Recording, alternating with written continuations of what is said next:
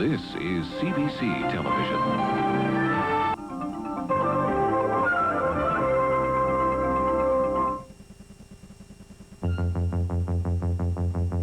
Monday, October 3rd.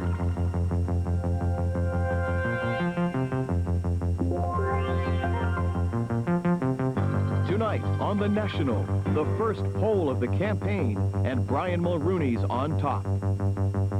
Mission accomplished, a perfect end to America's return to space. And on The Journal, the insiders, the policy advisors and image makers behind the leaders, their strategies for the campaign. A documentary by Terrence McKenna.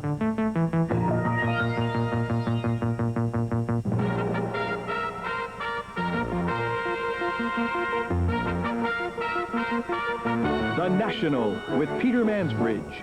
Good evening. Conservatives are feeling pretty good tonight. The first poll of this election campaign is out, and it indicates the Prime Minister's election timing couldn't have been much better. It's a Gallup poll taken after Saturday's call, and the Tories are on top with their best showing since November of 1986. They have 43% of the decided vote. That's 10 points ahead of the Liberals and almost double the total of the NDP. The poll is said to have a margin of error of plus or minus 4 percentage points. If the numbers hold till election night, the Conservatives would win another majority government. The poll also found that most people consider free trade to be the most important issue of the campaign, and that's just what the Prime Minister was talking about today, as Wendy Mesley reports. 4 more years! 4 more years! What a send-off. Well wishes at the airport, a clear sky, and best of all for Brian Mulrooney, a new Gallup poll. It shows Canadians not only like his party, they like him. The poll says that Mulrooney is now the most popular of all three leaders. His first stop was in southern Ontario, and today's poll explains why. Ontario is the only province where the Tories are still trailing the Liberals. If their support holds in Quebec and in the West, to win a majority, Mulrooney will still need to win about 1/3 of Ontario's 99 seats. It's ridings like Halton Peel that may determine whether Mulrooney gets his majority. There's a lot of concern here about his free trade deal with the United States. So the Conservative leader chose to visit a plastics molding plant that hopes to benefit from the deal. I'm just wondering what you think free trade will do to this plant. Will it help or hurt? I think it will definitely help. Why? Because 95% of our produce goes abroad. Still, some of the workers say they need to be convinced it's a good deal. Yep. What do you want to hear? That it would be good, and some good points behind it. Back it up. Mulrooney did his best to convince them. He admitted that the trade deal may not be perfect, but he predicted it will create 100,000 jobs in Ontario alone. Then he challenged his critics to say how they'll create jobs. And ask them this. After they've torn up the free trade agreement, ask them what they're going to do for you and for your jobs. Everywhere Mulrooney went today, security was extremely tight. Party supporters had access to the Conservative leader, but reporters didn't.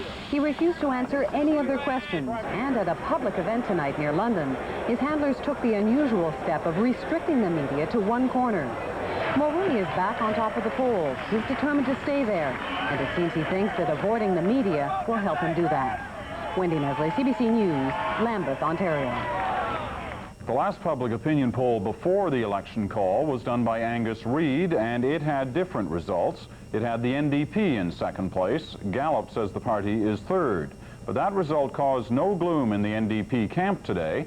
Ed Broadbent is in Alberta tonight for his first major campaign speech in English Canada. He flew west from Quebec after picking up an important endorsement. Paul Workman reports. Election after election, it's always been the same in Quebec.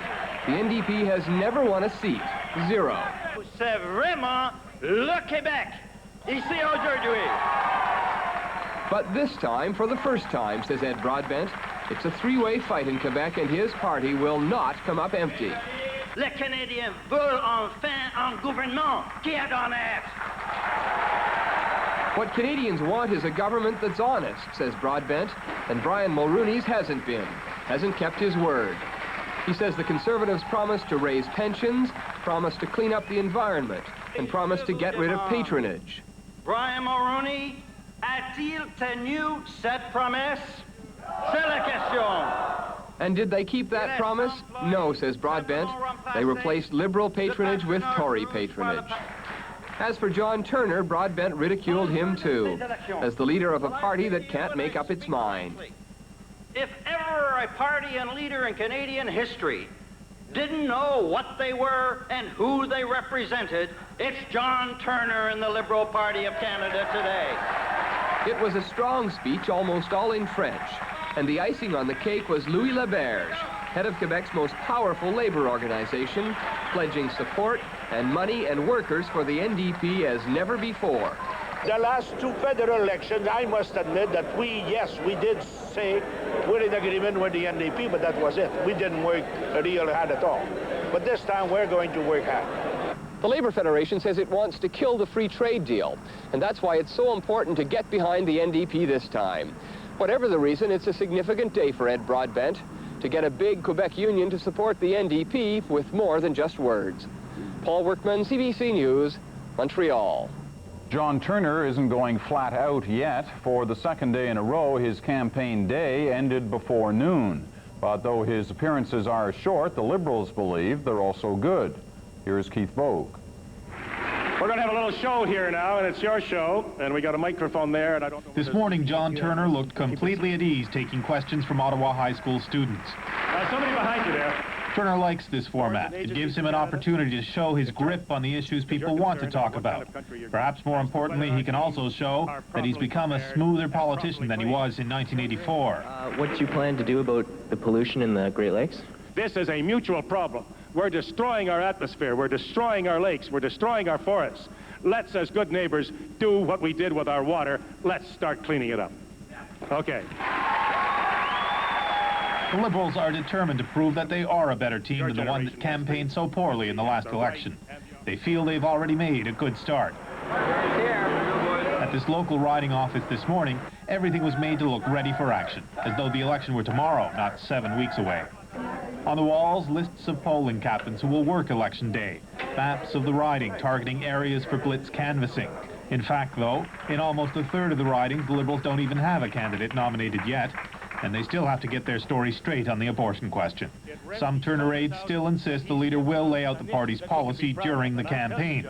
But Turner says no, the policy will have to wait until he becomes Prime Minister. I've been more precise than the Prime Minister, and when I have that role as leader of our country, the Canadian people will know where I stand because I'll present approaches. So they'll have to wait till then. Next question. Does that mean you won't be more precise than you are now? That's my position. In fairness, abortion is perhaps the most difficult and divisive issue facing any political party these days.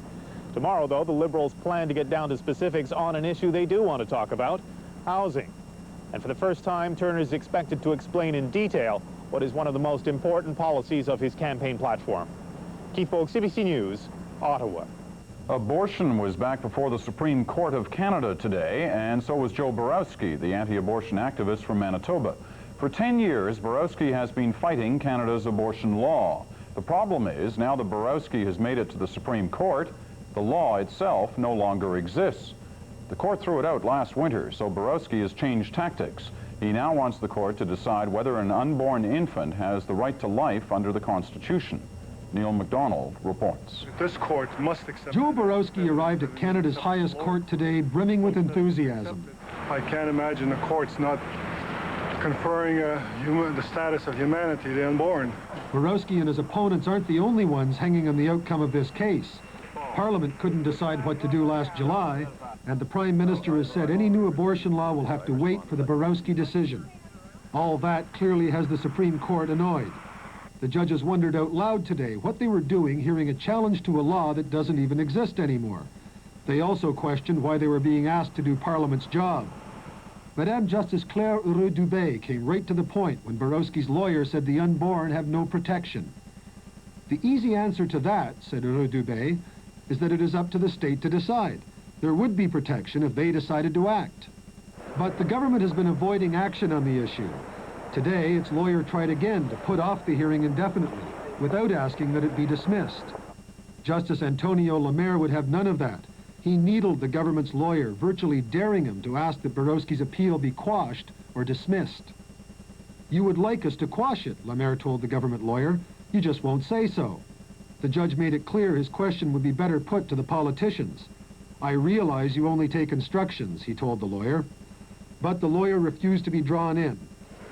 Outside, Borowski called Mulroney gutless for refusing to create new legislation and refusing to ask outright that his case be dismissed. He says, don't deal with it. He hasn't got the courage, political courage to say, quash the thing. And the judge has suggested, why aren't you asking us to quash it? Politically, I suppose it would not sell in a country, particularly during an election. The court may yet decide it shouldn't be hearing this appeal at all. In that case, it'll hand the whole thing right back to Brian Mulroney. That's bad news during an election campaign. It'd force the government off its safe middle ground and back to grips with the most emotional issue in the country. Neil MacDonald, CBC News, Ottawa. CBC News has learned that a Canadian fisheries patrol vessel fired warning shots over the weekend at an American scallop boat suspected of fishing illegally in Canadian waters. The incident took place on Saturday in the Grand Banks off Newfoundland. The Canadian patrol boat fired 3 bursts from its machine guns across the bow of the American boat. The boat was not hit, and it quickly fled back to American waters.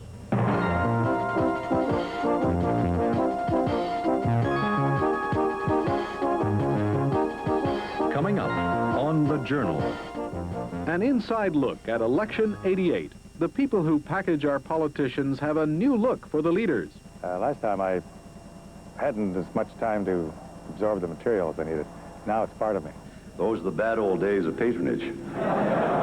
Ici dans la province de Quebec. Finding the images and issues that sell. The Insiders, a full edition documentary coming up on The Journal. 1 week after the Ben Johnson story broke, a new allegation tonight involving athletes and steroids. CBC News has been told that a number of athletes who train at the center where Ben Johnson trains have used anabolic steroids. CBC News has also learned that some other athletes filed a complaint about alleged steroid use with the Canadian Track and Field Association last February. The complaint that some Mazda Track Club runners told them they were using steroids. Brian Dubray has the story. The York University Track Center is home to the Mazda Optimist Track Club, the most successful track and field club in Canada. Ben Johnson is a member, as are 14 other athletes on Canada's Olympic team. CBC News has now learned that allegations Mazda athletes were taking steroids were brought to the Canadian Track and Field Association in a special meeting last February.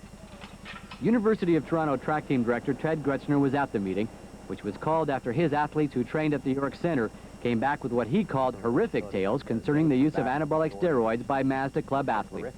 They would say to us, we were talking to a bunch of people up there, and they were telling us these are the drugs they take, this is how much they take, this is when they take them, and this is when they stop to get clean for a competition. This is why we wanted to voice the concerns to the CTFA, because in a lot of senses we got a feeling that they were kind of bragging about taking these drugs. It was almost like, isn't this a big joke? We're beating the system. So. You may recall that. But the then president of the Canadian Track Association says he didn't investigate further because the University of Toronto coaches had no hard evidence. So we've adopted a very cautious approach to make sure that when allegations are made, if we go formal with them, we're going to have to be able to back them up, and we need hard evidence to do that. Individuals have spoken out from time to time, but getting that hard evidence has not been forthcoming. But one member of the Mazda club says he's seen evidence of steroid use at the York Center. Well, basically what it is, it's like in the washroom or outside, you have guys, let me call you names or so, have guys who, you know, maybe want to enhance their performance by taking the stuff, you know, take them. Taking what stuff? Steroids. Anabolic steroids? Yeah. But Allen says the athletes he's seen taking drugs do not include Ben Johnson or other top members of the club. And the president of the Mazda club says as far as he knows, none of his athletes take steroids. That really surprises me because I've never seen or heard anything of that nature at all. The Canadian Track and Field Association says it's trying to make it easier to catch athletes on steroids. Last December, it adopted a policy of short-notice random drug tests. But the association says it hasn't received the money it needs from Sport Canada, and today, 10 months later, there is still no program in place. Brian Dubray, CBC News, Toronto. AIDS is now a public health issue all over Canada, but in Nova Scotia in the last year, it's been more public than usual. Nova Scotians have been forced to deal with several AIDS cases that have troubled the community and the government. They shared many of their concerns with a task force that's been traveling around the province. Today, that task force presented its report. Kevin Evans reports. Eric Smith's teaching career came to an abrupt end a year and a half ago. After word got out, he carries the AIDS virus. Parents in the small fishing village where he taught threatened a boycott of the school and violence if Smith was allowed to continue in the classroom. They can't guarantee that our children won't get AIDS. To defuse the situation, the province created a task force on AIDS and made Eric Smith a member.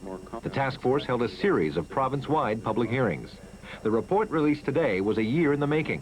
This morning, Smith was upbeat about the process. I think we've really accomplished what we set out to.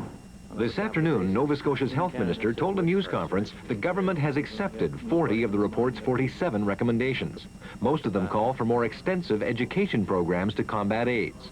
But the government's rejection of 3 controversial recommendations sparked an angry response from several AIDS support groups and prompted Eric Smith to leave the news conference in anger. I don't remember ever being this disappointed. It's been a year wasted, basically. The government rejected a task force recommendation to set up a system of anonymous AIDS testing as an alternative to the current process. Nova Scotia is one of 7 provinces that requires the names of people who test positive reported to health authorities. Many who work with AIDS victims say concerns over confidentiality keep many from being tested. We have to make this test the easiest thing in the world to get. The province also rejected a task force suggestion that human rights legislation be enacted to protect people who have AIDS or are suspected of having the disease. The health minister says that protection is already government policy. And we think it's working well. There's no need to put it into legislation. For the minister to say that that's already policy is, as far as I'm concerned, it's foolishness. I didn't get any help from the Department of Health when my case was in the news. With the work of the AIDS task force now complete, Eric Smith has been offered a job as a special AIDS consultant to the Nova Scotia government. After today, Smith says he's not sure about his future. Kevin Evans, CBC News, Halifax. One of the hostages in Lebanon has been freed. He's Mithaleshwar Singh, a citizen of India, a permanent resident of the United States. Tonight he's in Damascus in a Syrian government guest house. Singh was a university teacher in Beirut. He was kidnapped in January of 1987, along with 3 Americans. Well, they're back home, safe and sound. The Discovery astronauts glided their space shuttle to a picture-perfect landing in the California desert this morning. It was the end of a near-flawless 4-day mission. But more than that, a new start for the troubled American space program. Eve Savory reports. You can see Edwards from here, Houston. It sure looks gorgeous. Discovery was still 30 kilometers above the Earth when the cameras first picked it up. At the Mojave Desert landing strip, more than 400,000 people waited for the orbiter's safe return. Gear down. The astronauts say the only thing more dangerous than a launch is a landing. But just like the launch, this landing was flawless. Down it. Roger, wheel stop, Discovery. Welcome back. A great ending to the new beginning.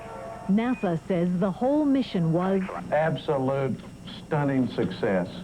If Challenger symbolized the loss of American prestige, Discovery symbolizes its return.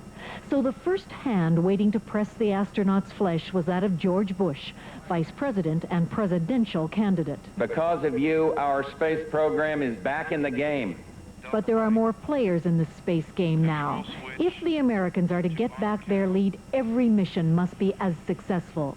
We're going to have to make sure that we do the same thing on the 2nd flight and the 3rd flight and the 4th flight and all the flights next year and in the future. But for now, they're reveling in the return of the astronauts and of their pride. I want you to remember that no matter how hard a setback we've had, we can bounce back from adversity. NASA's challenge now will be to meet a schedule of launches almost as tight as before Challenger, while making sure safety standards never slip again. Eve Savory, CBC News, at the Johnson Space Center, Houston.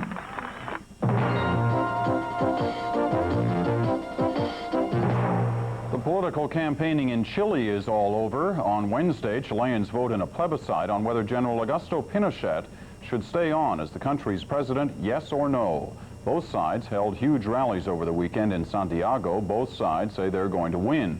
Joe Schlesinger reports on the tactics of Pinochet and his supporters as they try to convince Chileans to say yes. The end of the campaign. The supporters of yes to another 8 years of Augusto Pinochet parade through Santiago, where the left had walked the day before, the right rides. It is a resentful right. Why do you come here now?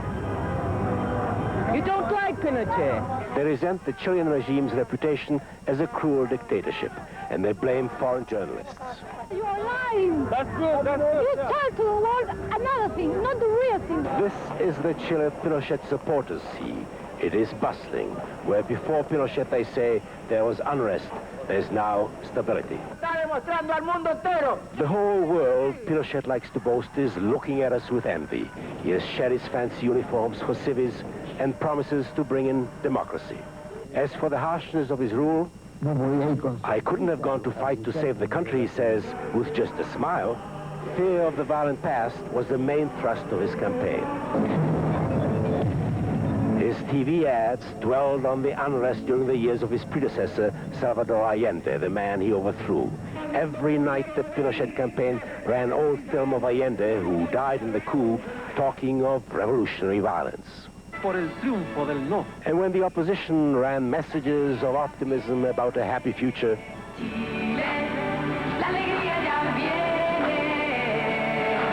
the Pinochet forces mocked it with the specter of the Red Death brandishing a hammer and sickle flag.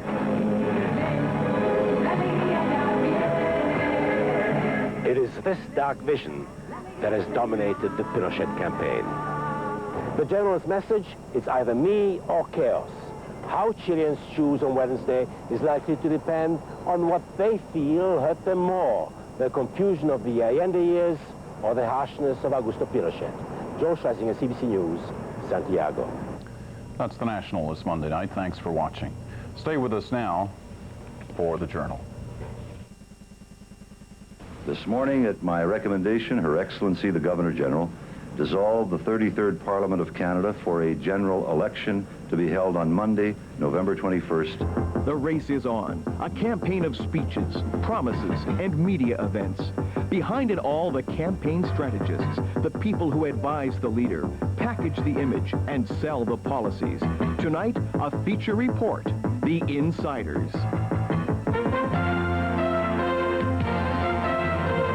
The Journal with Paul Griffin. Good evening.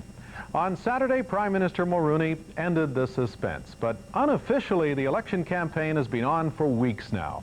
Behind the scenes in all three parties, the political pros have been polishing the mix of issues and images they hope will make for a winning strategy on voting day. The Journal's Terence McKenna has been talking to the key advisors in each party. Tonight, his full edition report on how the campaign will unfold, according to the insiders.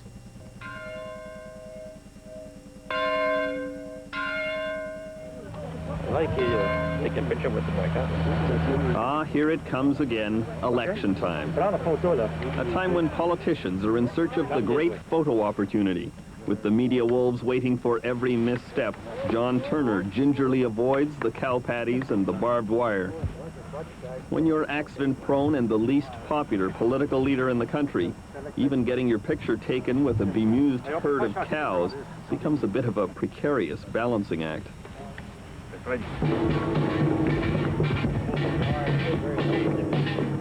Ed Broadbent has a different problem. He's personally very popular with the voters, but as usual for the NDP, as the election comes closer, the prize gets further away. The party is always at its most popular when there's no election in sight. Their timing's off. Have I been introduced yet, or can you sit down?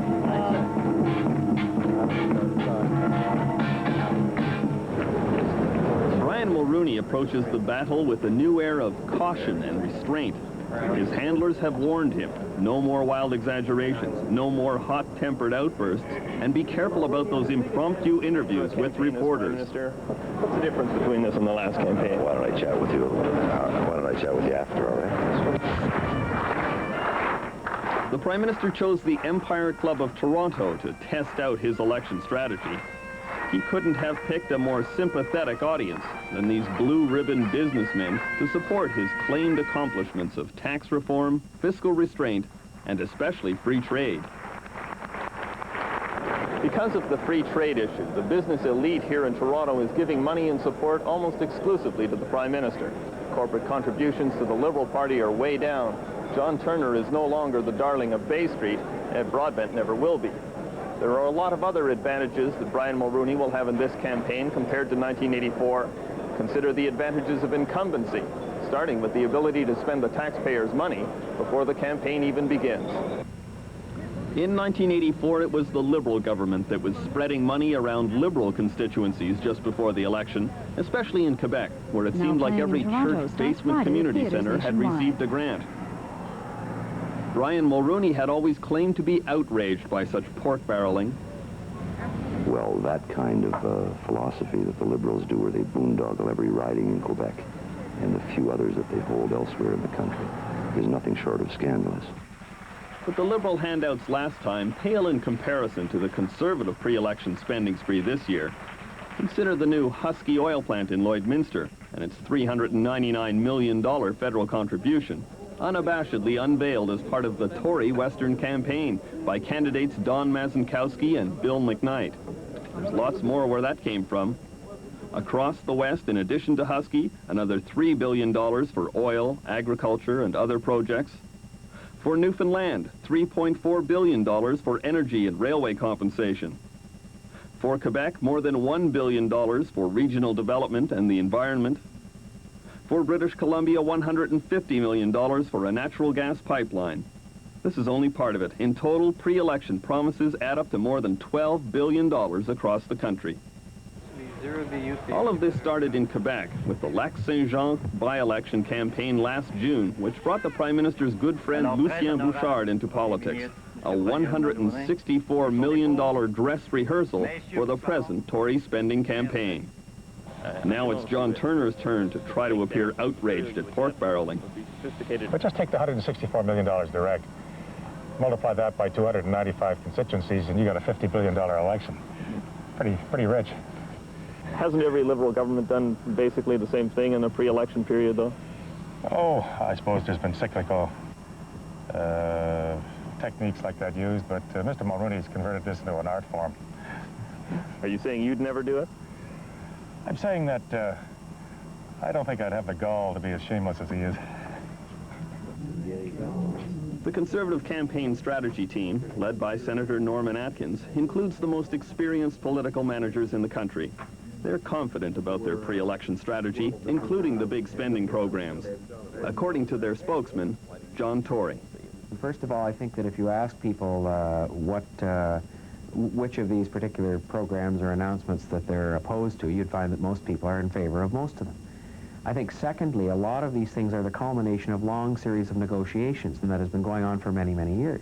So when we drop this oil plant into Lloydminster and announce it on television with a big blue sign behind them saying, congratulations, Lloydminster, Bill McKnight MP, Don Mazinkowski MP, you're telling me that this is accidental, that this is happening just before an election? I'm not trying to pretend that at all. I think that, you know, that obviously if there are things that are coming close to fruition before an election campaign, you can finish the negotiations and get the thing announced.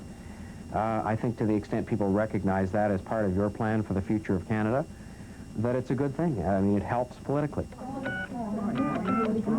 The Conservatives base their strategy on elaborate opinion polling.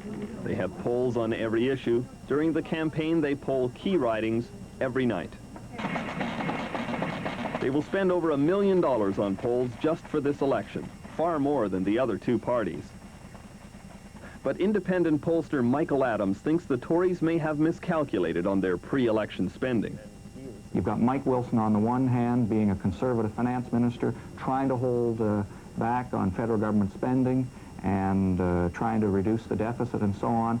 And you have that strategy for 2 years, and then all of a sudden you get a strategy that says that we've got billions of dollars to give to regions that may or may not need these funds. And so what it does is breed political cynicism, and I'm not sure that it is as helpful as the government may think. It may be like Newton's third law of thermodynamics. It may breed an equal and opposite reaction in other regions that see that it's a wanton expenditure of their money. Questions about pork barreling, especially in his own writing, are the sort that get under Brian Mulrooney's skin. Is it $500 million, sir? Why would you ask a question like that? Well, I asked the question because you listed some of the things. This is the Brian Mulrooney that gives his handlers nightmares. Report yourself as having said that? No. Having used that figure? I hope that you'll report that you gave that figure and it didn't come from me or anybody else. Release that information. Lashing out at reporters, losing his cool. It's at times like this they can't get him into the limousine fast enough and get him away from the cameras. Voilà la position hypocrite du Parti libéral. It was this type of behavior before a national audience in the House of Commons, hurling accusations, shouting himself hoarse at some miscreant in the opposition, that contributed to the Prime Minister's plunge in personal popularity in the opinion polls. Conservative strategists are desperate to stop it, and John Tory says Mr. Mulrooney has agreed to tone down. You end up getting into kind of a slanging match with people that, with the people in the House of Commons, that the people of Canada don't really expect you to get into, both from the standpoint that they don't expect it of someone in your office, and that they don't really expect you to respond to those allegations, because I think they know a lot of it is theater and a lot of it is sort of innuendo and gossip and so on.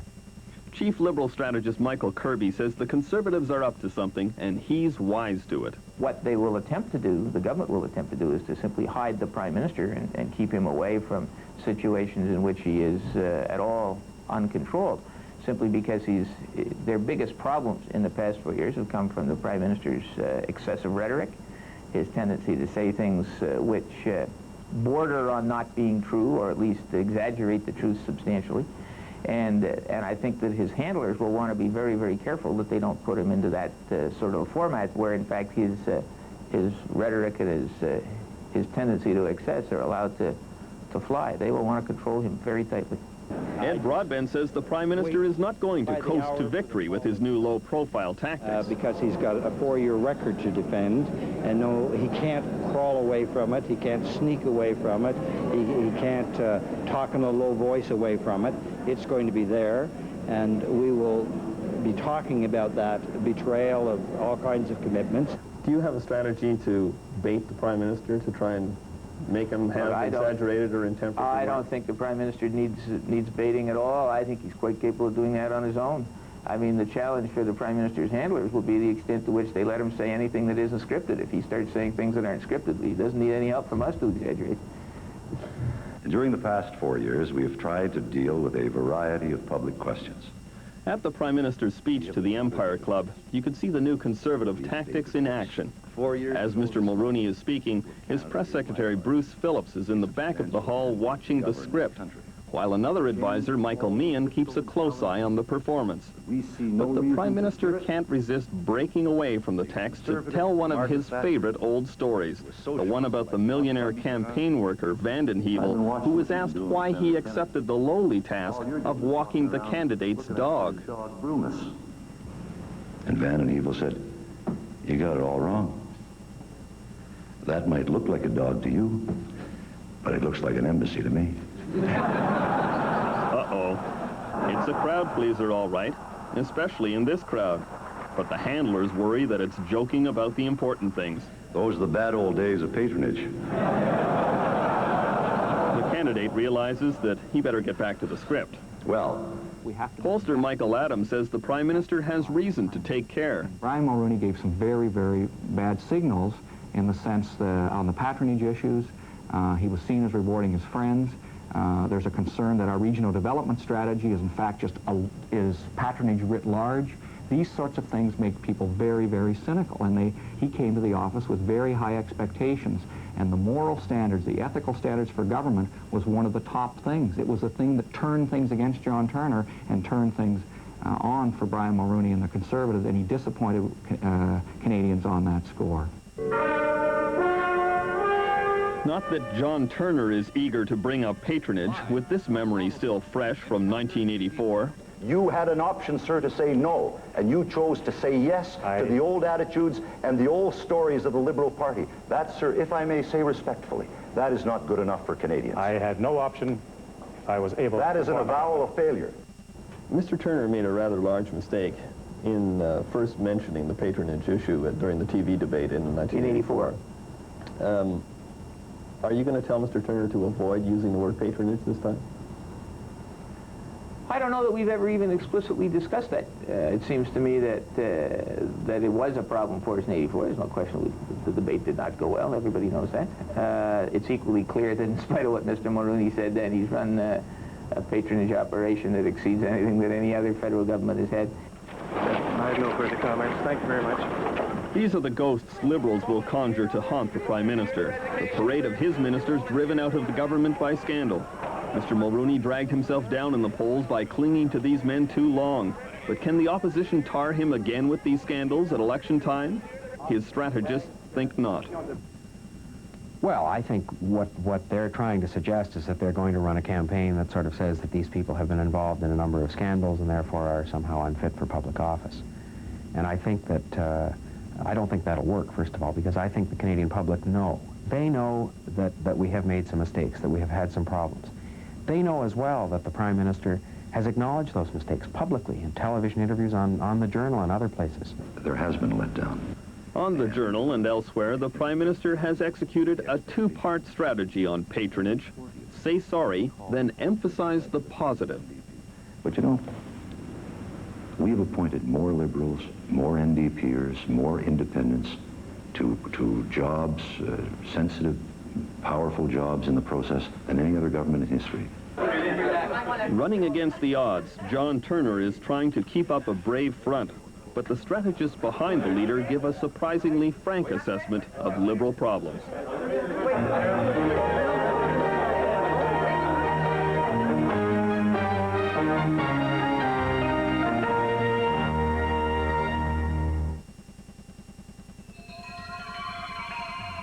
In 1983, Chrysler launched its drive to be the best. To lead the industry in product quality. Front-wheel drive technology, more powerful, fuel-efficient engines, longer warranties, events that have changed the very shape of driving.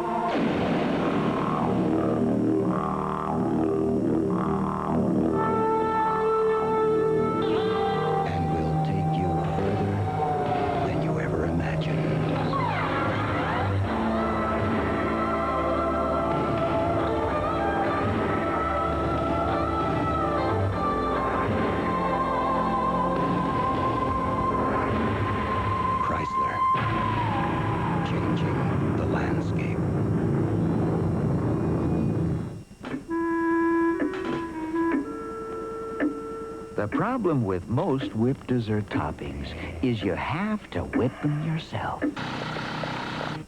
And that can seem to take forever. Next time, use Cool Whip topping. It's ready when you are. No beaters, no mess. Just the great fresh taste of Cool Whip. What are you waiting for? Sally Field. Do you recognize me? Are you a sex pot? I look like buckwheat! Tom Hanks. What? Do you have a question? Your hand has been up as long as I've been here. He thinks I'm funny. I don't mess around with funny. Punchline. Yes, that's funny. Now playing in Toronto starts Friday at theaters nationwide.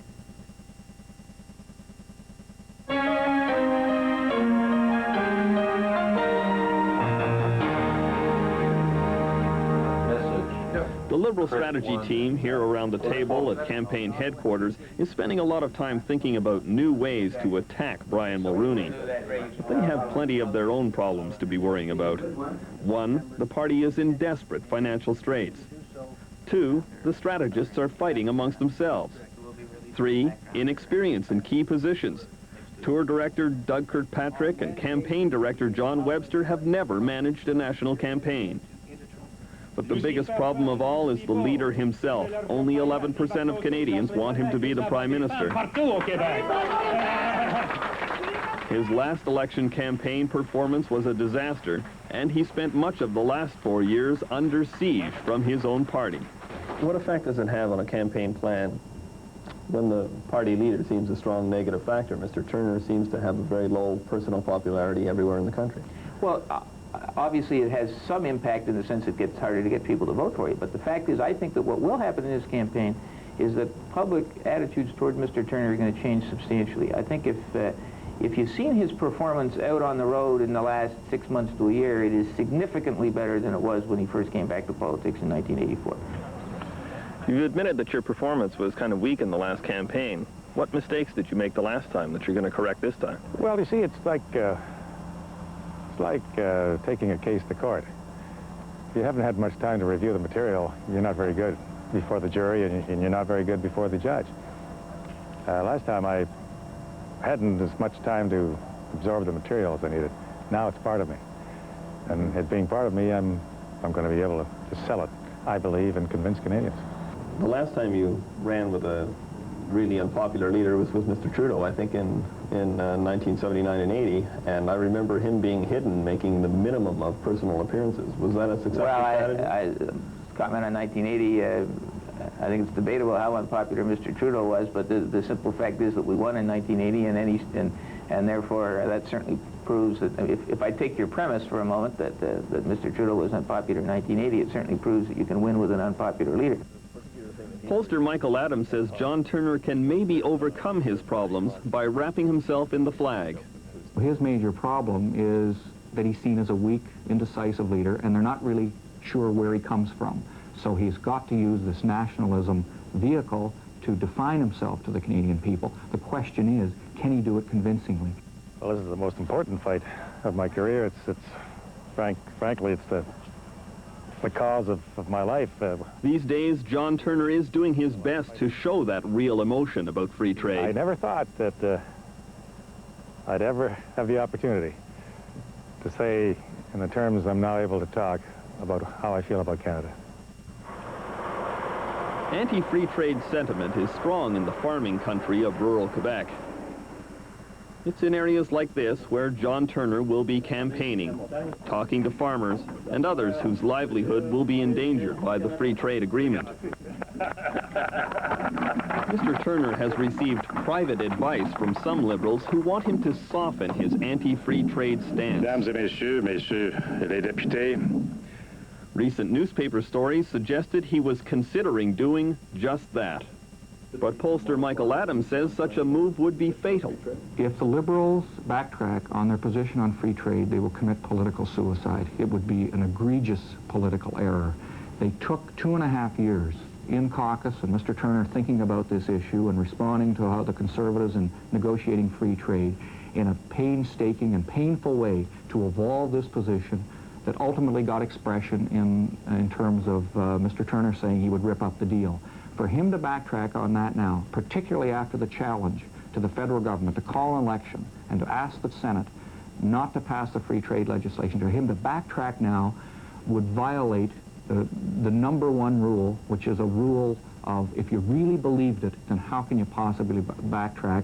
And what Canadians would say is, will he backtrack on everything he says? We're going to tear the deal up. Is the Liberal Party going to keep promising to tear up the free trade agreement? We don't need the promise to tear up the free trade agreement. What Mr. Turner said when he had his statement in July was crystal clear. He said that the Senate will not pass the issue until the Canadian people have voted on it. And therefore, the tearing up business is not really an issue. I mean, another way of expressing it is to say, in effect, what's happened is the people of Canada are being given an opportunity to tear it up. Politicians won't need to. Ed Broadbent has always had a few problems of his own in the pre-election period. Before the '84 campaign, without notifying the party, he suddenly announced an NDP government would crack down on deficit spending. A complete about-face. Without, I want to stress, an increase in the federal deficit of 1 penny. Until that moment, the party had favored increasing government spending without worrying about the deficit. When his union backers reprimanded him, he abruptly reverted to the old party line. In the last few weeks, Mr. Broadbent's loose lip has got him in trouble again. He's been talking to reporters about post-election scenarios for a coalition government, triggering headlines which are political poison for the NDP. in the middle of... His campaign strategists were furious. They want to appear as a government in waiting, not as a prospective junior partner in a coalition. And so Mr. Broadbent's principal secretary, George Nakitsis, was assigned to make sure the leader did not even mention the word coalition in his most recent interview. The fact that the leader was asked about 7 questions on the C word and refused to respond to any of them. George gets a big pat on the head. The NDPers accuse other parties of moving left onto their territory at election time. But at the same time, they are moving right. The party is moving away from peaceniks. True, they would not buy the expensive nuclear-powered submarines that the Tory government wants, but they have pledged to spend the same amount of money in other areas of defense. At its federal council meeting last April, in an attempt to woo more moderate voters, the party placed on the back burner its controversial proposal to withdraw Canada from NATO. Now they promise not to do it during their first term. But strategist Robin Sears says it hasn't been a matter of compromising principles. I don't think it has been. All we've said is this is the time frame that it'll take for us to do it, as opposed to being very general about when it will happen. We're saying it's going to take, we think, more than the first term to do. The step-by-step approach. Étapisme. The way the separatists moved towards separatism in Quebec. Or the way anybody attempting to move public opinion approaches a large policy issue, that is to say in pieces rather than in big chunks. Pragmatic. Realistic. Our objective is to end up #1 on Election Day. So this is the slick new image for Ed Broadbent. More conservative, more soothing. He looks more like a blue pinstripe banker than the woolly, tweedy professor we once knew. The old Ed Broadbent was uncompromising on fundamental principles. But the new Ed Broadbent seems open to almost any compromise that will bring more votes. Ici dans la province de Québec. In Quebec, his party has accommodated extreme nationalists who want to ban the English language from public signs. In 1986, he even embraced the wild renegade MP Robert Toupin, who had bolted from the Conservative Party. There's a deep commitment on Robert's part, a commitment to being re-elected as a New Democrat. But whoops, only 10 months later, Mr. Toupin stormed away from his fellow New Democrats, calling them all radicals. But it's the nature of Mr. Broadbent's relationship with his union backers that still gives most voters pause about putting him in power. Well, a lot of those people have some concerns that the NDP would get into power, start spending like money was going out of style, start doubling the size of the civil service, let the postal union run the country kind of thing. And there's a lot of sense that the New Democrats are not quite up to speed as where they should be in 1988. At this year's Labor Day parade in Toronto, you could get a flavor of the coming battle over free trade. The NDP approach is a little more strident, a little more anti-American than the Liberals. But how anti-American can you get before you alienate voters? Quite a bit, according to NDP strategist Robin Sears. I think we can be quite anti-American as long as it is constructed on a positive Canadian sovereignty foundation. That is to say, you can be quite opposed to the Reagan record on the environment, on Central America, if you start off saying, I'm proud to be a Canadian, I think Canadians represent a different thing in the world and in North America. Ed Broadbent is worried that those who really want to stop free trade will vote Liberal, and he has to stop it. Oh, there's no question about it. The Liberal Party, first of all, is divided right across the country. Half the Liberal leaders of the provincial bases are for free trade, and Mr. Turner and his caucus have flip-flopped all over on the issue for the past 2 years. So we are decisively opposed, have been, and we are throughout our provincial sections. Secondly, it's a question not simply of maintaining an independent Canada, but it's what kind of Canada and for whom. Free Canada, trade Mulroney! Free Canada! Anti-free trade protesters will likely follow the Prime Minister around in the campaign, just as they were waiting for him here at the hotel where he spoke to the Empire Club of Toronto. But Mr. Mulrooney seems eager to get the focus away from free trade onto other issues. Dessert over here. They're waiting for the dessert. And so rather than confront the Toronto protesters, he came and left by the back door. The pollsters say the Tories are changing tactics for good reason. They are vulnerable on one point, and it is ironic that it is the free trade deal, it is our Canada-U.S. relations where the Conservatives are vulnerable. Canadians, in 1984, when the Conservatives came to office, believed that it was time to declare peace on the United States. And Brian Mulroney said this, and the Canadian people supported him. And now, in 1988, when we ask Canadians about Canada-U.S. relations, they think we've gone too far the other way. The pendulum has swung too close to the United States, and Canadians are concerned that we've done nothing in the last 4 years to assert our economic, our cultural, or our political sovereignty. And they would like to do a trade deal with the United States, that's for sure. They want to do it out of strength, not out of a position of weakness. They don't want to see us going cap in hand to the United States and saying, please, sir, can we have a free trade deal? And so the Prime Minister has to bring other issues to the fore. He needs a new, broader political agenda to go with his new, softer political image. In the last few weeks, he has moved to establish a record of achievements on social issues. He pushed his child care bill through the House of Commons, and he invested $110 million to promote reading skills in Canada. But the environment is his biggest new issue. Last month, out of the blue, a handful of citizens fighting to preserve the Rouge River Valley near Toronto received a letter from the Prime Minister's office expressing interest in their cause and wanting to arrange a visit. Then Tory Environment Minister Tom McMillan showed up with a $10 million grant and a proposal to turn the area into a national park. I am convinced it should be protected.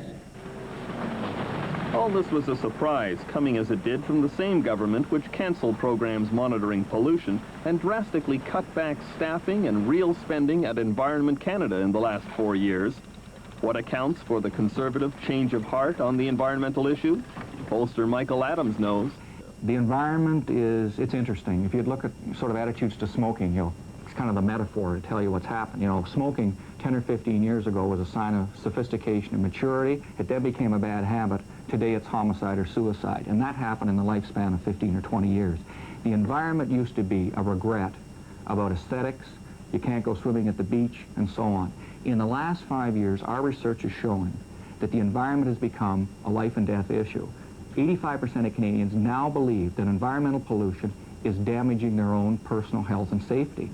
Mr. Mulroney will be running around the country hugging trees and pretending to be as convinced an environmentalist as this country's ever seen, and in that he is adopting a strategy that the Liberals have adopted for generations, which is to appear to campaign from the left and govern from the right.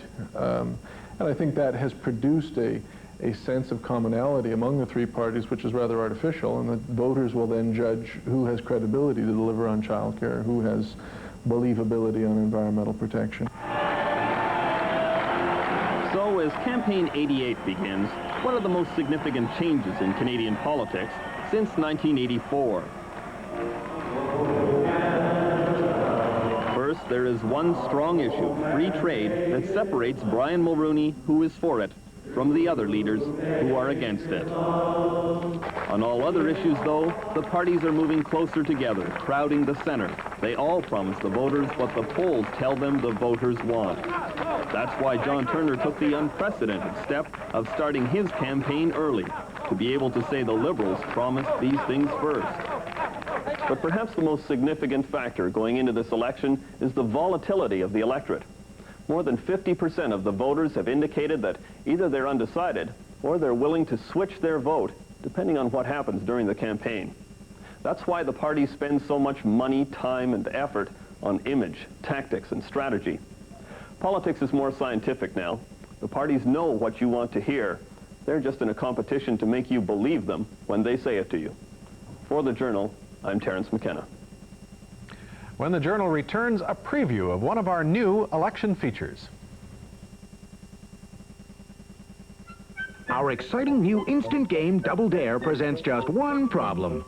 Which instant Double Dare game are you going to win first? The Instant Money Wheel or the Instant Play 21?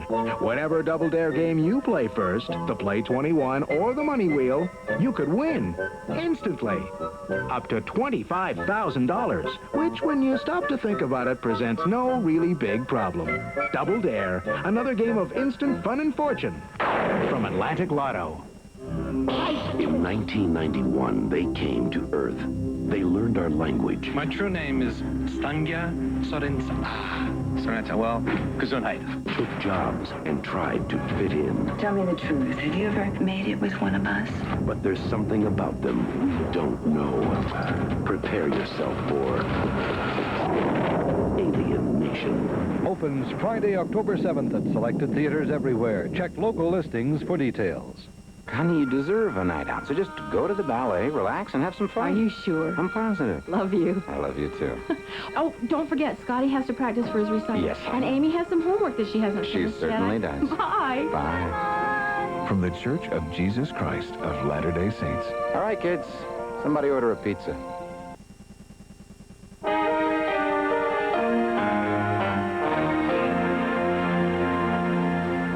Finally tonight, a brief look ahead at a regular election report we'll be having between now and November 21st. I'm Kevin Tibbles, and I'm here in the employee cafeteria at Philips Electronics in suburban Scarborough, Ontario. Why here? Because over the next 2 months, these people, along with most other Canadians, are going to have to make a decision who to vote for in the upcoming federal election. Over the course of the campaign, you'll get to know a handful of these ordinary Canadians. Canadians like Carol Dewar down on the shop floor. I'm going to vote for the NDP party because I believe they're a very necessary party. I wouldn't like them in as a majority, but I think they're very necessary as a minority to help control the other party and keep them in line. Morning, Robert. Morning, Bruce. Financial controller Robert Ozero works just upstairs. He'll be weighing the options, listening to the leaders. He'll vote either Tory or Grit, but so far there's a dilemma. I guess in a sentence, I'd tell you that the Liberals are disorganized and the Tories have no credibility. And as a voter, I figure that's one hell of a choice. Hi, how are you? And you'll be shaking hands with this man. He's Art Finestone, a traveling salesman for Philips, and a dyed-in-the-wool Liberal. But this time out, he's wary of his leader. Chrétien has got charisma. Trudeau had charisma. And yet even Joe Clark had charisma. But unfortunately, you're going to put Turner up against Mulroney. Mulroney will blow him out of the water on a one-on-one. Will all the campaign promises, the leaders' personalities, affect where these people put an X the day they visit the ballot box? Well, we'll be finding out throughout the federal campaign as these people tell us what's on their minds. That's in the weeks to come on The Journal. Throughout the campaign, we'll bring you special reports to help focus the issues, including a series of formal debates on one of the most important issues of this election, free trade. That's our program for tonight. I'm Paul Griffin. Good night.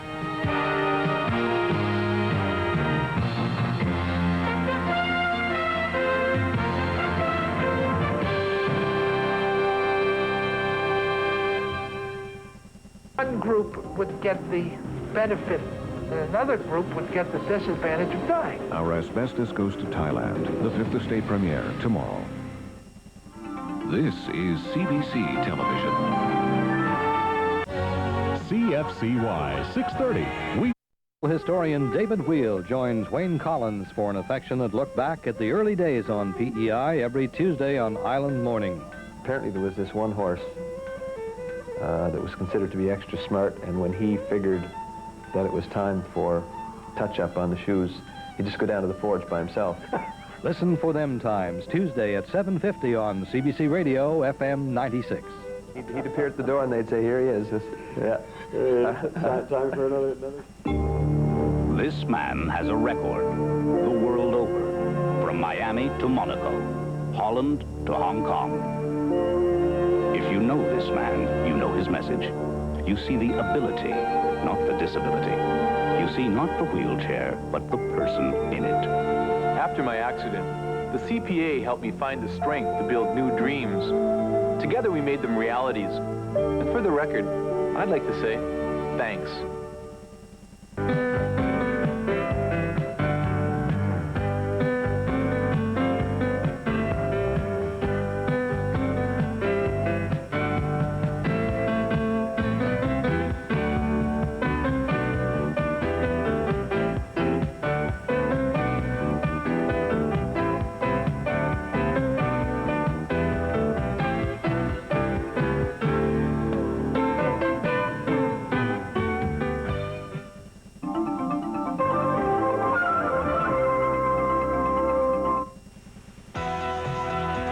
The Maritimes Tonight. Regional news, weather, and sports with Frank Cameron and Doug Saunders. In the news tonight, the Nova Scotia report on AIDS. The government likes and doesn't like it. Too close for comfort. Dartmouth police want to escape from the cop shop. And in sports, a call for a cleanup of amateur sports. Good evening, everyone. A report by the Nova Scotia Task Force on AIDS was made public today. It contained 47 recommendations. Some already have been rejected by the government.